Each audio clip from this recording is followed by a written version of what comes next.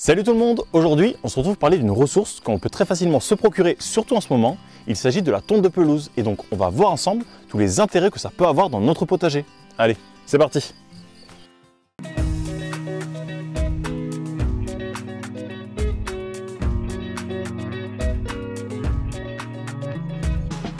Avec les beaux jours et l'approche de l'été, c'est le moment où on va se retrouver à devoir entretenir certaines zones de nos espaces extérieurs et c'est là que bien souvent la tondeuse entre en jeu. Et on peut alors assez vite se retrouver avec de grosses quantités de tonte dont on ne sait pas forcément quoi faire. Et malheureusement, j'ai assez souvent vu dans les jardins des gros tas d'herbes tondues laissées à l'abandon dans un coin. Alors qu'en fait la tonte est une ressource très précieuse pour notre potager et on va pouvoir s'en servir pour de nombreuses choses. Juste avant de commencer, je tenais quand même à dire que peu importe la taille de votre jardin, je pense qu'il est très important de laisser des zones sauvages, c'est-à-dire sans aucune intervention ou du moins avec un entretien minimum. Et bien évidemment, ça a plusieurs intérêts. Le premier et le plus important, c'est qu'on va favoriser et protéger toute la biodiversité qui s'y trouve. Que ce soit les plantes sauvages avec un grand nombre de fleurs ou encore tous les petits insectes et autres petites bêtes en tout genre, parmi lesquels on peut retrouver un grand nombre de pollinisateurs et auxiliaires qui nous seront très utiles au jardin.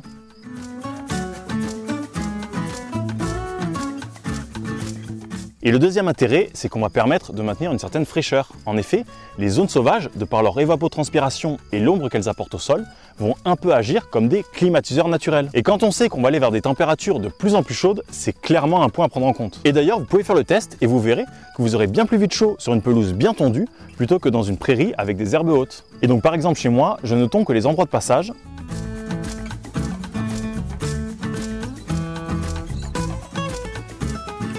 les zones de jeu pour les enfants,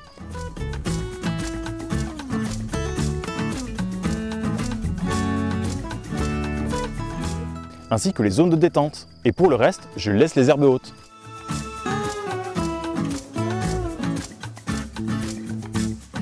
Alors une fois qu'on a récupéré toute cette tonte, plutôt que de la laisser pourrir dans un coin du jardin, on va pouvoir se servir de cette précieuse ressource dans notre potager. Et si je parle de ressources précieuses, c'est notamment parce que la tonte est une matière organique très riche en azote. Et quand on sait que l'azote est l'élément principal des engrais, on comprend vite qu'on va pouvoir l'utiliser pour enrichir notre sol et aider nos légumes à bien pousser. Par contre, il faut quand même faire attention parce que si on apporte trop de matière azotée d'un coup, ça risque de nuire à notre sol et à nos plantes. Et donc, pour utiliser cette tonte d'herbe, il est par exemple possible de s'en servir comme paillage. Et pour ça, il suffit de mettre une couche pas trop importante, de 5 cm environ, au pied des plants en faisant attention de ne pas trop tasser. Et si je le précise, c'est parce que si on met de grosses quantités et que l'on vient tasser, ça risque dans un premier temps de créer une fermentation avec de grosses montées en température, puis ensuite d'asphyxier le sol avec une couche trop dense et compacte. Et donc pour éviter ça, un paillage plutôt léger et bien aéré sera parfait. Et une fois que cette première couche de paillage aura bien séché et commencé à être digérée par le sol, c'est-à-dire environ 3 à 4 semaines plus tard, on va pouvoir rajouter à nouveau une petite épaisseur de tonte et on va donc permettre petit à petit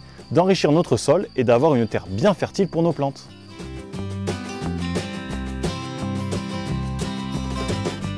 Il est également tout à fait possible d'incorporer la tonte dans les premiers centimètres de notre sol, ce qui va nourrir et donc stimuler toute la vie qui s'y trouve, et cette dernière va ainsi transformer cette matière en nutriments assimilables par les plantes. Et ça peut d'ailleurs être très intéressant de le faire en même temps qu'on vient ajouter de la matière très carbonée, comme du broyat ou de la paille, pour éviter une fin d'azote, c'est-à-dire un épuisement temporaire de l'azote du sol nécessaire aux micro-organismes pour décomposer les matières carbonées. Et donc, avant de mettre un paillage de broyat ou de paille par exemple, il peut être très judicieux d'incorporer de la tonte à notre sol.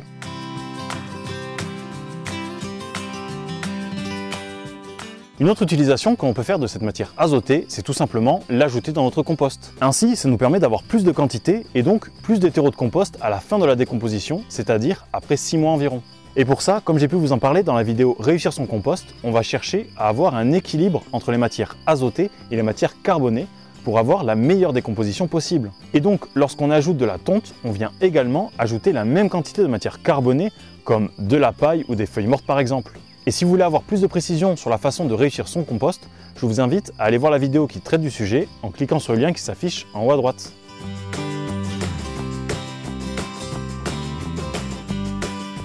Il y a également une autre utilisation que l'on peut faire de la tonte, et notamment en se servant de sa capacité à monter en température puis à asphyxier le sol en accumulant et en tassant de grosses quantités. Et donc, ça peut par exemple être très utile de faire des andins de tonte que l'on vient ensuite bien tasser sur les bordures de massifs. De cette façon, ça limitera grandement la repousse des herbes indésirables tout en apportant de l'azote que les plantes du massif pourront venir puiser.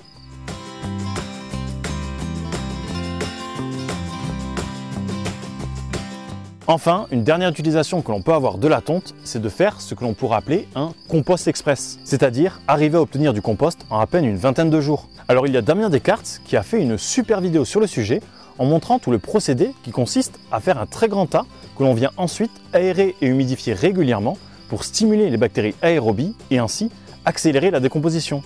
En tout cas, je vous invite à aller voir ça en cliquant sur le lien qui se trouve dans la description de la vidéo.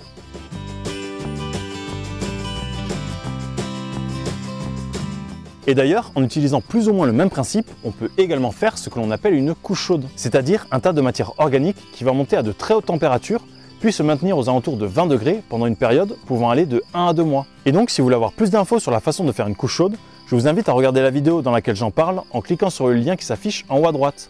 Et du coup, à la place de mettre du crottin de cheval, on met de la tonte et ça aura à peu près le même effet.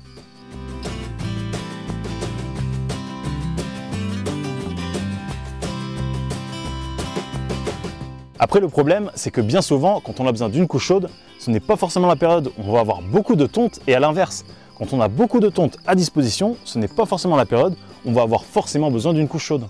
Voilà, je pense avoir fait un peu le tour des différentes utilisations qu'on pouvait avoir de la tonte d'herbe, et donc il n'y a plus d'excuses pour la laisser pourrir en tas au fond du jardin. Après, bien évidemment, si vous connaissez d'autres utilisations, n'hésitez pas à les mettre dans les commentaires pour que tout le monde puisse en profiter. En tout cas, j'espère que cette vidéo vous a plu et que vous avez passé un bon moment. Sur ce, je vous dis bon jardinage et à la prochaine pour de nouvelles vidéos.